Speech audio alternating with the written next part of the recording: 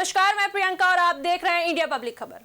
संसद का शीतकालीन सत्र इस बार आरोपों और जवाबों का अखाड़ा बन चुका है। विपक्ष अपनी मांगों और आरोपों के साथ लगातार सरकार पर दबाव बना रहा है, जबकि सत्ता पक्ष भी उसी तीखे अंदाज में पलटवार करता दिख रहा है।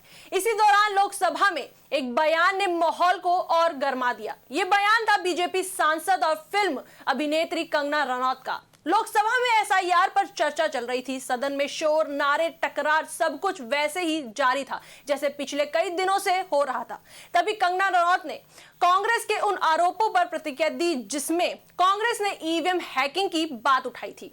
उनका बयान सीधा और ध्यान खींचने वाला था। उन्होंने कहा, कांग्रेस वालों, तुम लोग ये समझ नहीं पा रहे, प्रधानमंत्री नरेंद्र मोदी ईवीएम हैक नहीं करते, प्रधानमंत्री तो दिलों को हैक करते हैं। उनकी ये बात जैसे ही सदन में गूंजी, पूरा माहौल एक पल के लिए रुक सा गया। सत्ता पक्ष की तरफ से तालियां बजी, जबकि विपक्ष की ओर से कड़ा विरोध सुनाई दिया। कंगना ने इस दौरान यह भी कहा कि विपक्ष ने सदन को चलने नहीं दिया और हर तरह की चालें चली। आपको बता दें कि शीतकालीन सत्र के दौरान विपक्ष लगातार एसआईआर, वोट चोरी और वंदे मातरम जैसे मुद्दों पर सरकार के खिलाफ मोर्चा खोले हुए है। दरअसल विपक्ष का कहना है कि सरकार इन मुद्दों पर स्पष्ट जवाब देने से बच रही है, लेकिन कंगना रनौत ने इन आरोपों पर पलटवार करते हुए कहा कि विपक्ष की रणनीति ही यही है कि सदन को रुकवाया जाए और सरकार के कामकाज में बाधा डाल दी जाए। कंगना के मुताबिक विपक्ष खुद मुद्दे उठाता है और खुद ही बहस से बच जाता है। उनका कहना था कि ये सब राजनीतिक चालें हैं जिनका मकसद जनता को भ्रमित करना है। उन्होंने कहा कि नरेंद्र मोदी की लोकप्रियता विपक्ष को खटकती है, इसलिए वे बार बार ईवीएम का मुद्दा उठाते हैं। अब बात कर लेते हैं कंगना का पीएम मोदी पर दिल हैक वाला बयान आखिर वायरल क्यों हुआ। क्योंकि ये बयान भावनाओं को जोड़ता है, राजनीतिक कटाक्ष भी करता है और विपक्ष की आलोचना भी। कंगना ने जिस भाषा में ये बात कही वह विपक्ष पर सीधा हमला था। उन्होंने कहा कि मोदी ना तो मशीनें हैक करते हैं और ना ही चुनावी प्रक्रिया से छेड़छाड़ करते हैं, बल्कि जनता का दिल जीतते हैं। उनका यह अंदाज संसद में नए और अलग तरह की राजनीति का संकेत माना जा रहा है, सख्त, आक्रामक और बिना किसी हिचकिचाहट के। आप सब जानते हैं कि कंगना रनौत हमेशा से अपनी बेबाकी के लिए जानी जाती हैं और इससे पहले भी वह कई मुद्दों पर खुलकर बोल चुकी हैं। हाल ही में उन्होंने राहुल गांधी की जर्मनी यात्रा पर भी एक तीखी टिप्पणी की थी। उन्होंने कहा था, मैं उनके दौरों की कोई खबर नहीं रखती, ना ही उनके बारे में कोई न्यूज पढ़ती हूं। उनकी खबरें हमेशा बेकार ही होती हैं। उन्होंने आगे ये भी कहा कि राहुल गांधी के चरित्र में कोई ताकत नहीं है, इसलिए उनके बारे में कहने को कुछ नहीं है।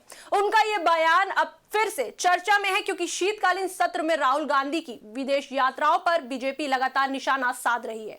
सत्ताधारी बीजेपी ने राहुल गांधी को पर्यटन वाला नेता बताते हुए आरोप लगाया कि वे बार बार विदेश यात्राओं के कारण अपने दायित्व की उपेक्षा करते हैं। दरअसल पार्टी का कहना है कि देश के मुद्दों पर सक्रिय रहने की बजाय राहुल गांधी विदेश में समय बिताते हैं और यही वजह है कि कांग्रेस जन समर्थन खोती जा रही है। कंगना रनौत का यह बयान भी इसी लाइन में आता है। वह पहले भी कह चुकी हैं कि राहुल गांधी के बारे में पढ़ने लायक कुछ नहीं होता। भाजपा के इन आरोपों का कांग्रेस ने तुरंत पलटवार किया। कांग्रेस ने कहा कि अगर विदेश यात्राओं पर सवाल उठाया जा रहा है तो प्रधानमंत्री नरेंद्र मोदी की यात्राओं का हिसाब क्यों नहीं रखा जाता।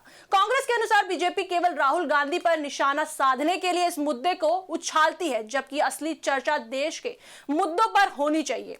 इस पूरे प्रकरण ने शीतकालीन सत्र को और ज्यादा चर्चित बना दिया। जहां विपक्ष मुद्दों पर सरकार को घेर रहा है, वहीं सत्ता पक्ष विपक्ष की मंशा पर सवाल खड़ा कर रहा है। कंगना रनौत जैसे नए सांसदों के बयान इस बहस को और तीखा बना रहे हैं। आज का ये बयान मोदी ईवीएम नहीं, दिल हैक करते हैं, सिर्फ संवाद नहीं बल्कि एक राजनीतिक संदेश बनकर उभरा है।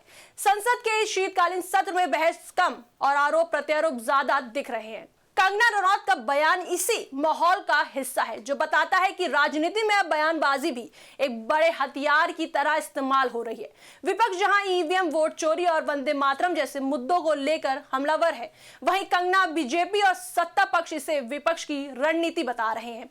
अब इतना तय है कि आने वाले दिनों में संसद में बयान और भी तीखे होंगे, माहौल और भी गर्म होगा और राजनीति अपने चरम पर दिखेगी। इस पर आपकी क्या राय है, हमें कमेंट सेक्शन में जरूर बताएं। वीडियो को लाइक करें, शेयर करें और मेरे चैनल को सब्सक्राइब करें।